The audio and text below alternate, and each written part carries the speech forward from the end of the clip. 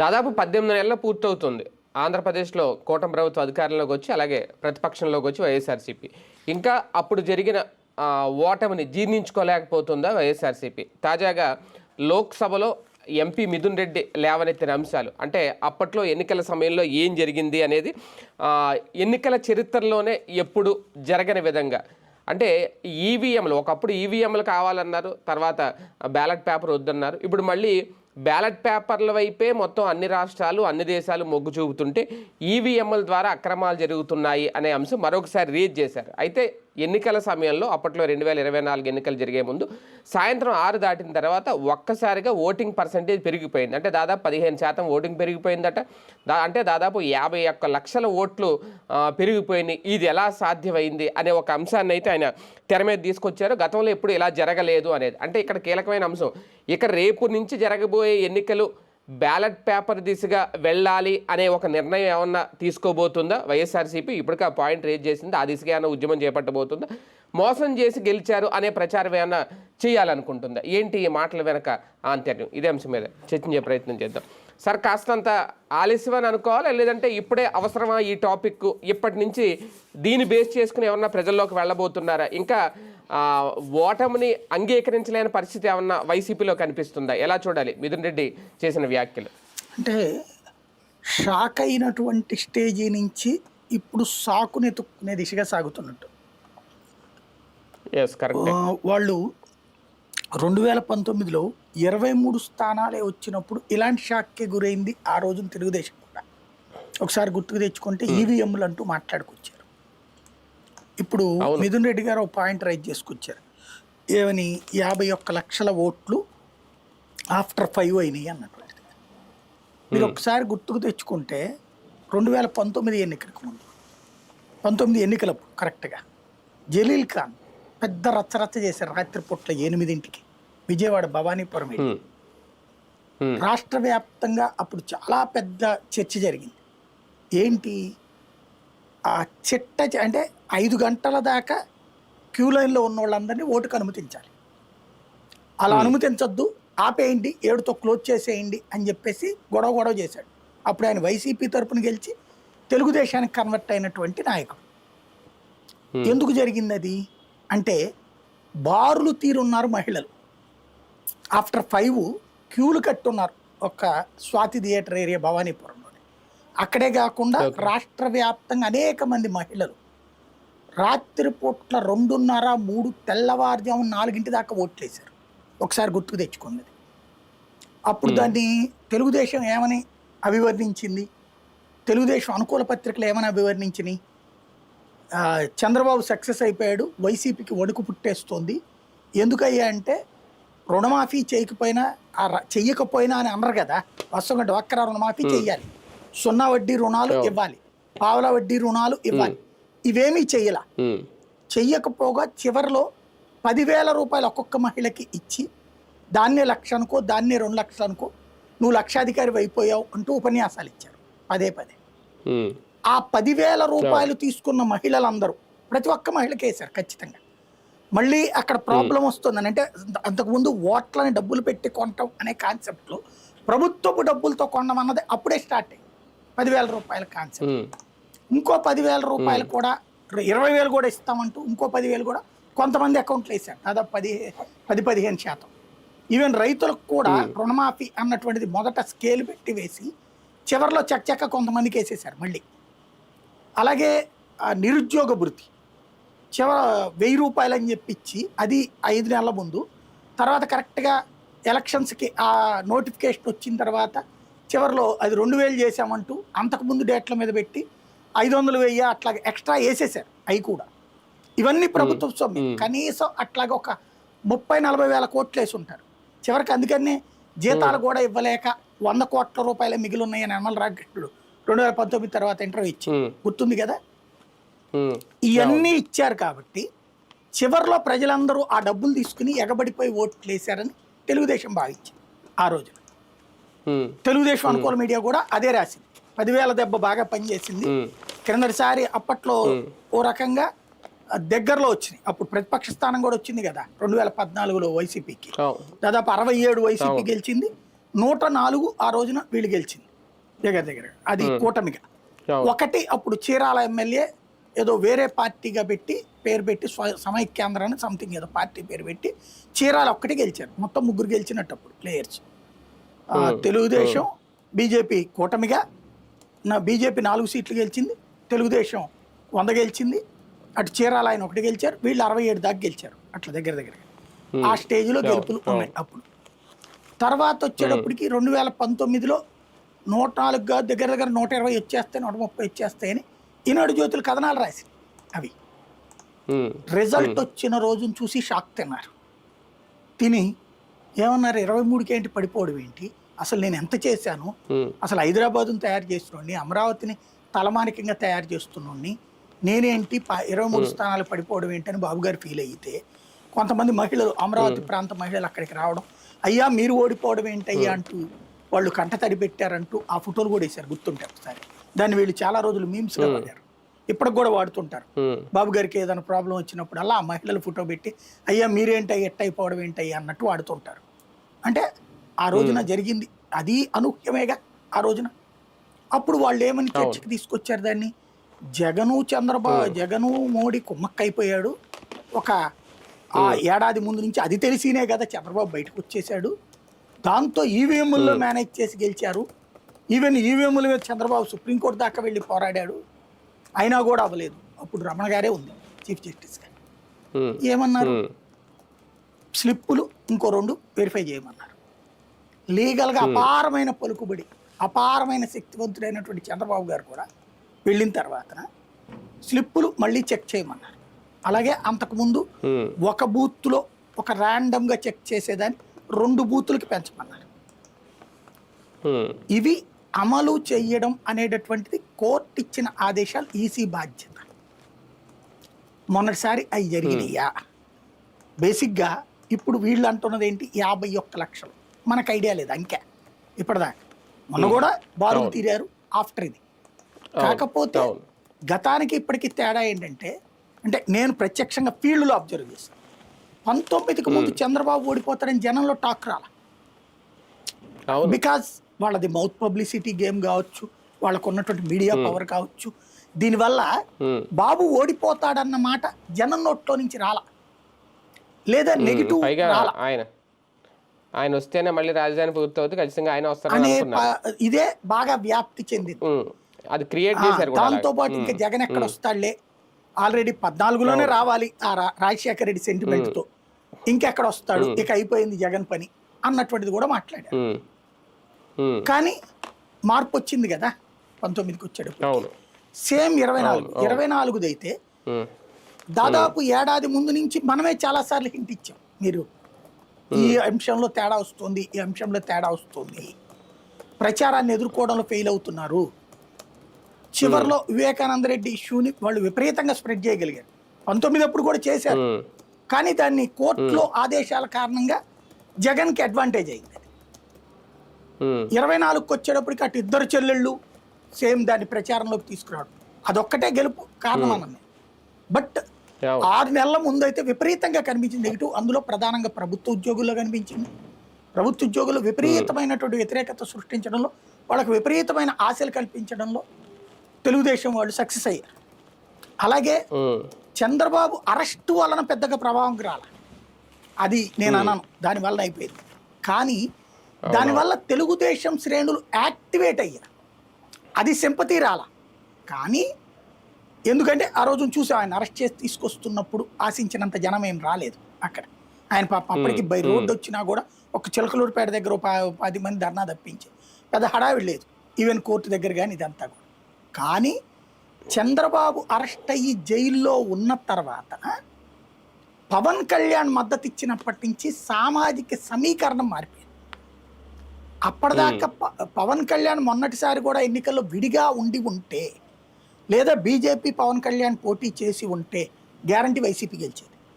ఎందుకంటే ఒకసారి బాబుని చూశారు, బాబు మాటలు విన్నారు, ఆశించిన ఇది లేదు, ఓ రకంగా మోసపోయామనుకున్నారు. అందుకని అమరావతి ప్రాంతంలో కూడా ఓడిపోయాడు. అలాగే జగన్మోహన్ రెడ్డికి 2వసారి అవకాశం ఇచ్చారు, అయితే ఆశించింది రాకపోగా వ్యతిరేకతని అతను డిఫెండ్ చేసుకోలేకపోయాడు. అంటే తన పనిని తను డిఫెండ్ చేసుకోలేకపోయాడు. వ్యతిరేకత ఒకటి, డబ్బులు రాష్ట్రం అంతా డబ్బులు పంచేసి నాశనం చేస్తున్నాడు అన్నటువంటి ఫీలింగ్ తటస్థులో తీసుకురావడంలో సక్సెస్ అయ్యారు వీళ్ళు. అలాగే వైసీపీ వాళ్ళల్లోనేమో రెడ్డి సామాజిక వర్గం అంతా అలిగింది. ఎందుకని? బీసీలకి సీట్లు ఇచ్చి బీసీలకి ఉన్నత ఇచ్చి రెడ్డిలను పక్కన పెట్టాడు. అసెంబ్లీ సీట్ల దగ్గరే తేడా తన్నేసి అంతకుముందే వైసీపీ కార్యకర్తల్లో ఏడాది ముందు నుంచి బిగినైంది టెంపర్. ఏమని? టీడీపీ ఉంటే వాళ్ళ కార్యకర్తలను పోషించుకుంటుంది, కాంట్రాక్ట్లు ఇచ్చుకుంటుంది, డబ్బులు ఖర్చు పెట్టుకుంటుంది, సంపాదించుకుంటుంది. జగన్ అయితే మమ్మల్ని ఏం తిన్నవ్వలేదు, ఇసుక తిన్నవ్వలేదు, మందు తిన్నవ్వలేదు, కానీ ఆయన మాత్రం తినేస్తున్నాడు. ఏది వీళ్ళు చెప్తున్నటువంటి మాట ఏది? అదేదో వెంచర్స్, జేపీ వెంచర్స్ వాళ్ళు జగన్ మనుషులే, వాళ్ళ తమ్ముడు వాళ్ళ అన్నయ్యో, అట్లాగే మద్యానికి సంబంధించినటువంటిది పైనుంచి తింటున్నారు అన్నటువంటి టీడీపీ చెప్పే మాటలు వాళ్ళు యాక్సెప్ట్ చేసేసారు. అవును తింటున్నాడు మావాడు, మమ్మల్ని తినేవట్లేదు అన్నటువంటి. మైనింగ్కి సంబంధించినటువంటి దాంట్లో ఎక్కువ మంది టీడీపీ వాళ్ళే ఉంటారు. ఎందుకంటే సుదీర్ఘకాలం పాటు ఆంధ్రాలో తెలుగుదేశమే అధికారంలో ఉండటం వల్ల మైనింగ్ కాంట్రాక్టులు వాళ్ళకే ఎక్కువ ఉంటాయి. వాళ్ళ దగ్గర నుంచి వీళ్ళు డబ్బులు తిన్నారు వైసీపీ వాళ్ళు, తప్పించి ఆ మైనింగ్ కాంట్రాక్ట్లు ఏం తీసుకోవాలి. తీసుకుని ఉంటే వీళ్ళ కార్యకర్తలకు వస్తాయి అవకాశం. తీసుకోకపోవడం వల్ల అక్కడ అవన్నీ ఏంటంటే మాస్ ఓటింగ్ ఏరియా, అవి ఆ ఏరియాలో దెబ్బతింటాం ఒక ఎత్తు. రెండవది, ఎక్కడికి పోయినా వాలంటీర్ని గుర్తిస్తున్నారు, వైసీపీ కార్యకర్తను గుర్తించట్లేదు, వైసీపీ నాయకుడిని గుర్తించట్లేదు. ఇంకా మేమేంటి ఉండి ప్రయోజనం? ఆయన కాంగ్రెస్ నుంచి బయటకు వచ్చినప్పటి నుంచి 2009 నుంచి కొట్టుకుంటుంటే చివరికి పవర్లోకి వచ్చినప్పుడు వాలంటీర్లను హీరోని చేసి మమ్మల్ని ఎదవలని చేశారు అనే ఫీలింగ్ వాళ్ళల్లో వ్యక్తమైంది. అలాగే ఇవాళ తెలుగుదేశం సోషల్ మీడియాని జాగ్రత్తగా హ్యాండిల్ చేస్తున్నారు లోకేష్. ఆ రోజున అట్లా హ్యాండ్లింగ్ వర్కౌట్ కావాలి సిస్టమేటిక్గా. అది అసంతృప్తి అనేక మంది టీడీపీ వైపుకి వెళ్ళిపోయారు, సోషల్ మీడియా కార్యకర్తలు, వైసీపీ వాళ్ళు. ఇవన్నీ కూడా ప్రత్యక్షంగా విజువలైజ్డ్ గా కనబడుతోంది మనకి. వాటిని మనం ప్రస్తావించాం అనేక సార్లు. కాకపోతే వాళ్ళు దాన్ని అప్పటికి ఒకసారి ఏదో అంటారు కదా, ఒక పతనం బిగిన్ అయ్యాక మనం ఏమి కంట్రోల్ చేయలేము. ఇదే అయిపోయింది. దానికి తోడు ఒక డెడ్లీ కాంబినేషన్ అయింది, కమ్మ కాపు కాంబినేషన్ అన్నట్టు అఫీషియల్. దానికి కౌంటర్ వీళ్ళ దగ్గర లేదు. వాళ్ళని విడదీయడానికి చేశారు ప్రయత్నం, కానీ కౌంటర్ వీళ్ళ దగ్గర లేదు. దానికి బీజేపీ యాడెడ్ అడ్వాంటేజ్ అయింది. మోడీ ఇంపాక్ట్ అనేది ఉత్తరాదిలో తగ్గింది, దక్షిణాదిలో ప్రభ పెరిగింది.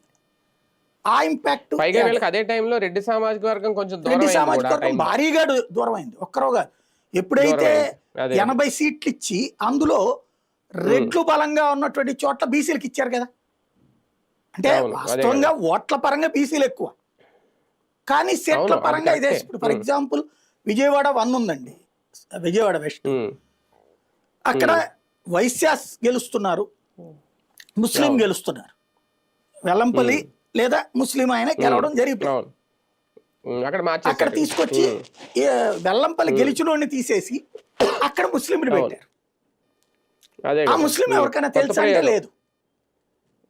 అక్కడ కమ్మ సామాజిక వర్గం ఎవరున్నారు? పెద్దగా లేదు, 1 to 2-3% కూడా. సుజనా చౌదరికి సిక్కెట్ ఇచ్చింది, గెలవడు అనుకున్నారు, కానీ కులం చూసి ఓటేయలేదు. అక్కడ పార్టీని చూసి, కుల కాంబినేషన్ పార్టీల పరంగా చూసి ఓటేశారు, ఆయన గెలిచేసాడు, వీళ్ళు ఓడిపోయారు.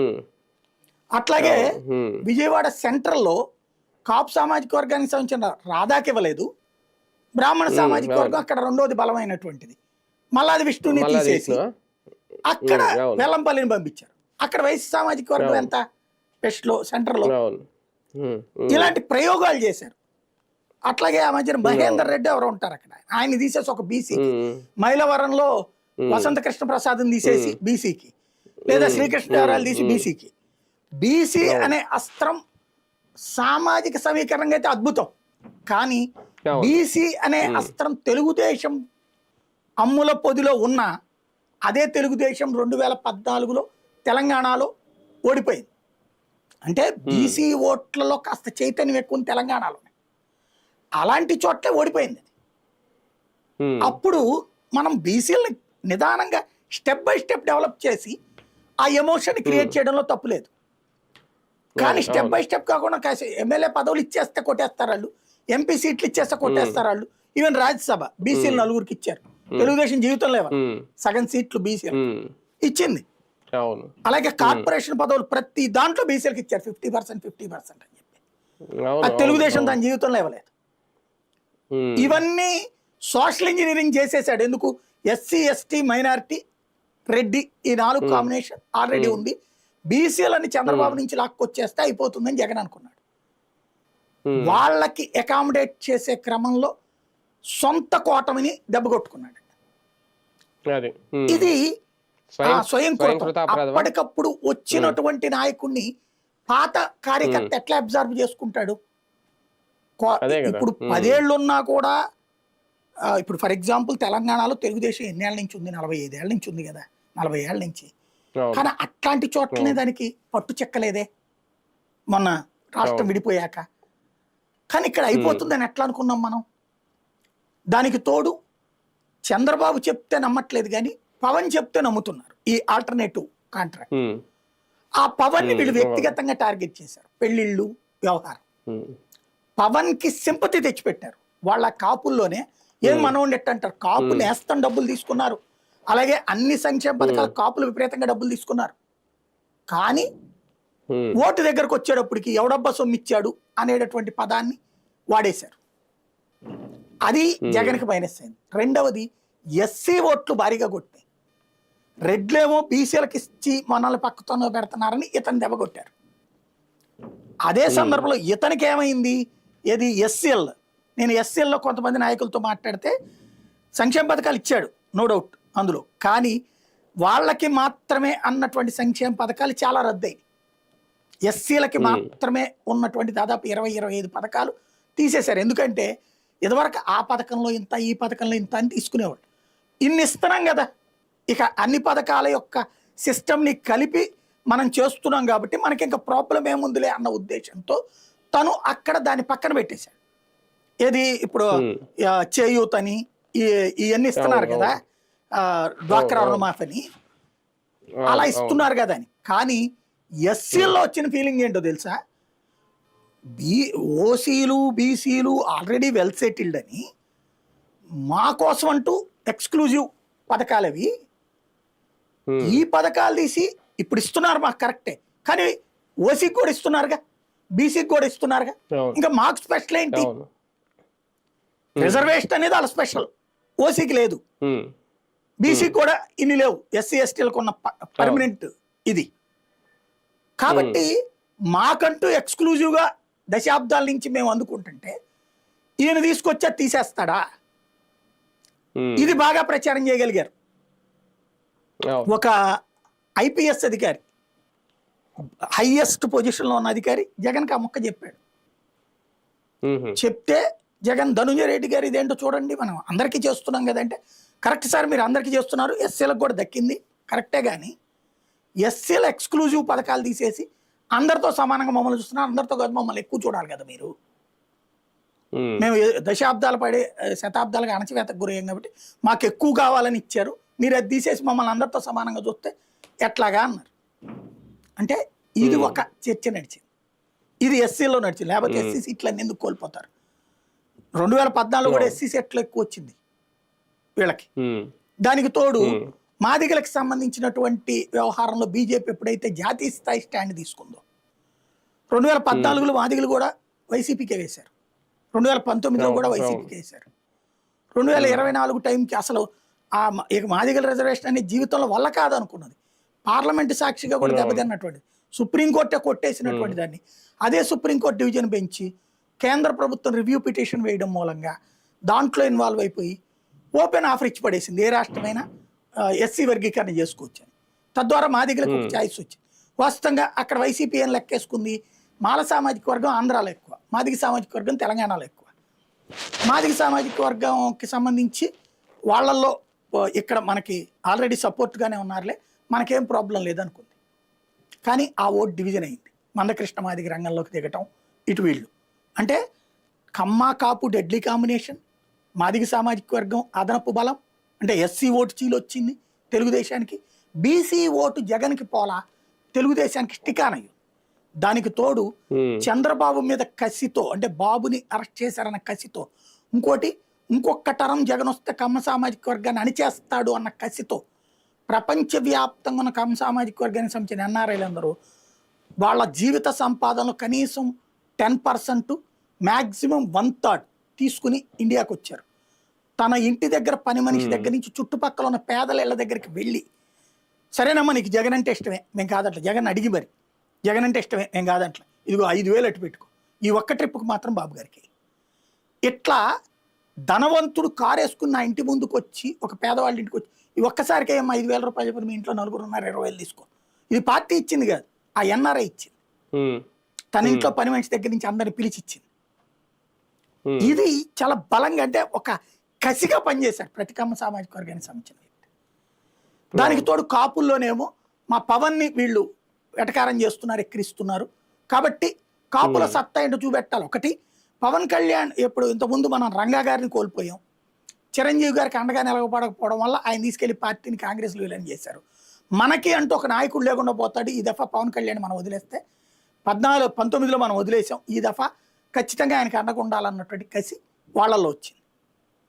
వాళ్ళు పథకాలు అయితే విపరీతంగా పొందారు. జగన్ టైంలో తీసుకున్న పథకాలు కాపులు ఆంధ్రప్రదేశ్ చరిత్రలో తీసుకోలేదు ఎప్పుడు కూడా. కానీ వాళ్ళకి ఈ కసి వచ్చింది, పవన్ కళ్యాణ్ అనేటటువంటి కసి. కమ్మ సామాజిక వర్గం కూడా విపరీతంగా బెనిఫిట్స్ పొందారు ఈ సంక్షేమ పథకాలు. ఏది ఈబీసీ నేస్తం ఇవన్నిట్లలో విపరీతంగా డబ్బులు తీసుకోగలిగారు వాళ్ళు కూడా. పెన్షన్లు కూడా అడిగిన వాళ్ళందరికీ ఇచ్చారు, కులానికి అతీతంగా ఇచ్చేశారు. కానీ ఆయా కులాల వాళ్ళు ఆ బెనిఫిట్స్ పొందారు. కానీ ఆ బెనిఫిట్స్ గిల్టీ ఫీలింగ్ ఉంటుంది కదా, మీరు తీసుకుని ఓటేకపోతే ఎట్లా అని, ఆ ఫీలింగ్ను పోగొట్టుకోవడానికి ఎవడబ్బా సొమ్ము ఇచ్చాడు అనే పదాన్ని పదే పదే వాడి చంద్రబాబు పవన్ కళ్యాణ్. అది వాళ్ళు ఇక సైకలాజికల్ గా సిద్ధమైపోయారు, ఆ డబ్బు సొమ్ము ఇచ్చాడు, మన సొమ్ము మనకి ఇచ్చాడులే అనేటట్టు. కాబట్టి వాళ్ళ మానసిక గ్లిచ్ అంటారు, అంటే పిసుక్కుంటది శరీరం, అది కూడా పోగొట్టారు వీళ్ళు. దాన్ని సరిగ్గా చెప్పడంలో దాన్ని ఏమంటారు, ఆ సెంటిమెంట్ని తీసుకువెళ్ళడం వీళ్ళకి సాధ్యం కాదు. ఇప్పుడు చంద్రబాబు గారు ఉంది, మీ ఇంట్లో ఉద్యోగం చేస్తున్నా నా వల్లే, నువ్వు వెళ్ళి అమెరికాలో ఉద్యోగం చేస్తున్నా నా వల్లే అని పదే పదే చెప్తాడు. ఆయన ఫీల్ కాడు ఎన్నిసార్లు ఎవరు తిట్టినా సరే.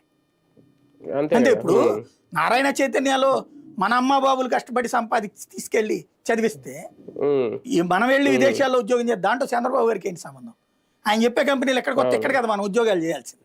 మరి అమెరికాకి పోయి ఎందుకు ఆయన చెప్పుకెళ్ళిపోతారు, అట్లా ఉండిపోతుంది. అంటే ఆయన పదే పదే నువ్వు ఎవరు తిట్టుకున్నా సరే ఆయన అదే మాట చెప్తానే ఉంటాడు. జగన్ అట్టగా ఫెయిర్ గా మాట్లాడతాడు, నేను చేశాను ఇది నీకు చేశా, ఇది మాట్లాడతాడు. ఈ ఫెయిర్నెస్ నచ్చదు రాజకీయాల్లో, ప్రజలకి నిజాయితీగా ఉంటుంది నచ్చదు. అది ఇక్కడ మైనస్ అయ్యింది. ఇవన్నిటి వీళ్ళు ఇప్పటికే అంచనా వేసుకోవట్లేదు, ఇప్పటికీ దాని పరిష్కారాలు ఆలోచించట్లేదు.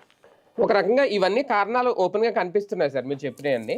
కానీ రియలైజ్ అవ్వలేకపోతుందా వైసీపీ? ఇంకా అవ్వదా?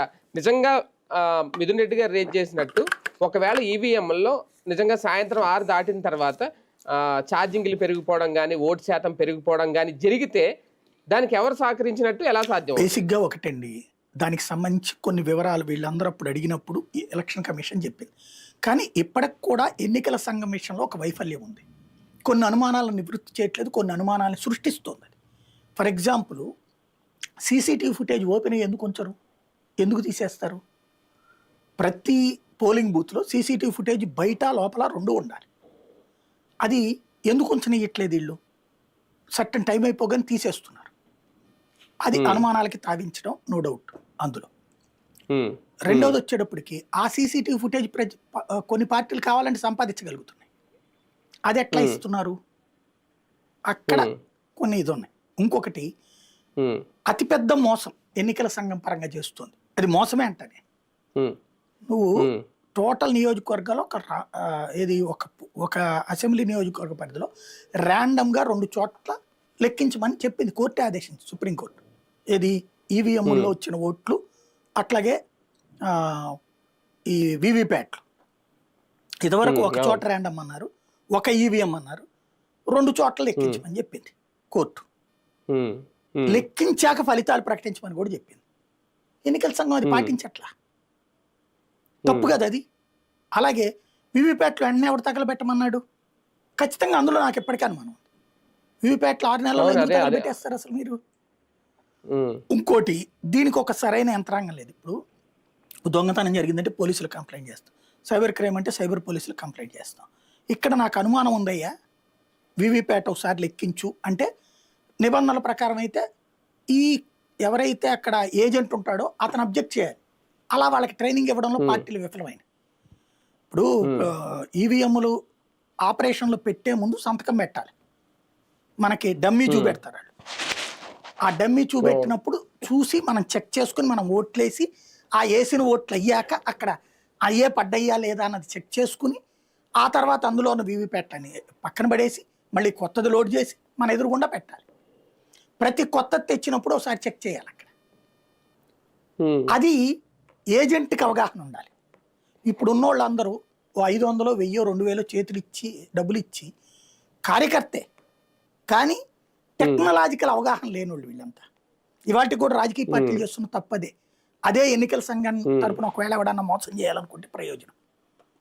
అది టెక్నాలజికల్గా చెక్ చేసిన తర్వాత ఆ ఈవీఎం కాకుండా వేరేది పెట్టారు అంటున్నాడు ఈయన. ఏజెంట్లు నిద్రపోతున్నారా?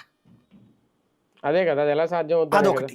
రెండవది వచ్చేటప్పటికి ఆ వీవీప్యాట్లు కౌంటింగ్ అయిన తర్వాత మాత్రమే నువ్వు సంతకం పెట్టాలా ఏజెంట్. ఎక్కడుంది? లేదు. వెంటనే ఎలక్షన్ పిటిషన్ వేయాలి కదా. వీళ్ళ తరపున 3-4 ఎలక్షన్ పిటిషన్ వేసి ఈ లోపు మళ్ళీ వాళ్ళు పార్టీనే మారిపోయారు.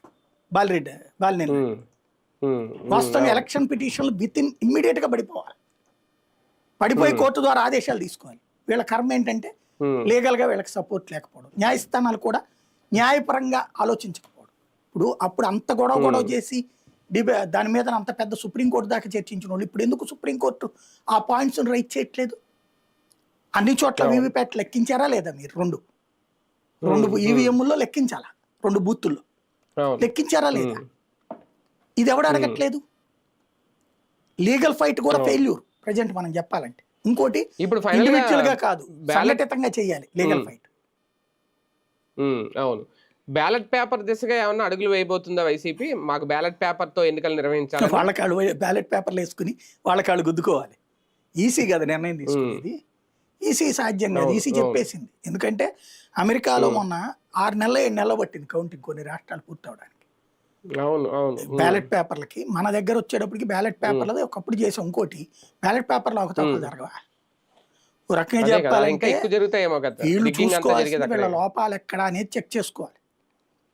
కాకపోతే వీళ్ళ కార్యకర్తలందరికీ ఆ ఫీలింగ్ ఉంది. ఆయన అన్నది అనంతపురం దాంట్లో ఒకటి నిజం.